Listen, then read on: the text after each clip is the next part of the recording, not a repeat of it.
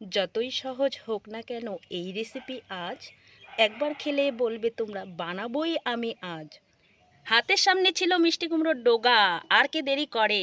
কেটে বেছে ভালো করে ধুয়ে নিয়েছি পরিষ্কার করে, আর সঙ্গে নিয়েছি একটা আলু 6 টুকরো করে। ঠিক আলুগুলো কিন্তু এরকম ধরনের টুকরো হবে। আর নিয়েছি এখানে একটা মিডিয়াম সাইজের কোয়াশ কেটে।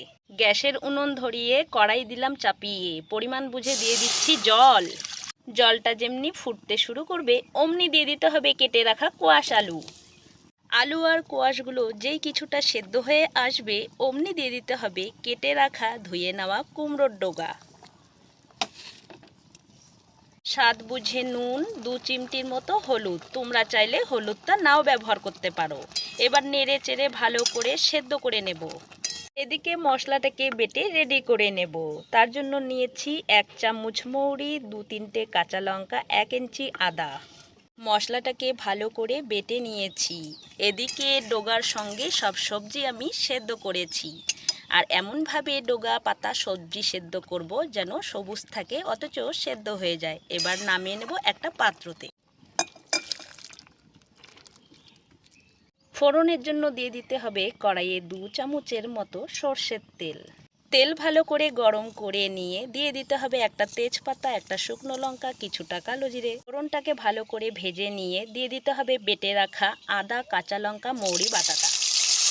মশলার বাটি ধুয়ে সামান্য একটু জল দিয়ে এবার বেশ ভালো করে মশলাটাকে নাড়িয়ে চাড়িয়ে কষিয়ে নিতে হবে।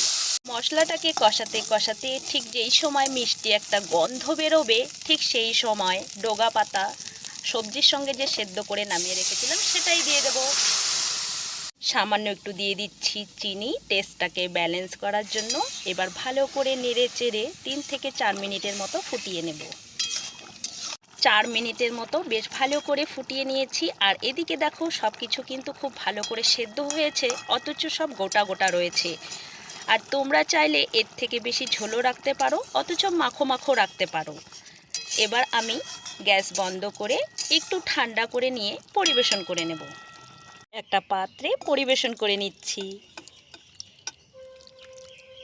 যতই সহজ হোক না কেন এই রেসিপি আজ একবার খেলে বলবে তোমরা বানাবোই আমি আজ। ডোগা পাতা দিয়ে তো আমরা বিভিন্ন রকমের রেসিপি করে খেয়েছি, মৌরি বাটা দিয়ে কি এই ডোগার রেসিপিটি কখনো খেয়েছি? হ্যাঁ বন্ধুরা, একবার খেয়ে দেখবে। এত টেস্ট, মানে এই টেস্ট ভোলার মতো নয়।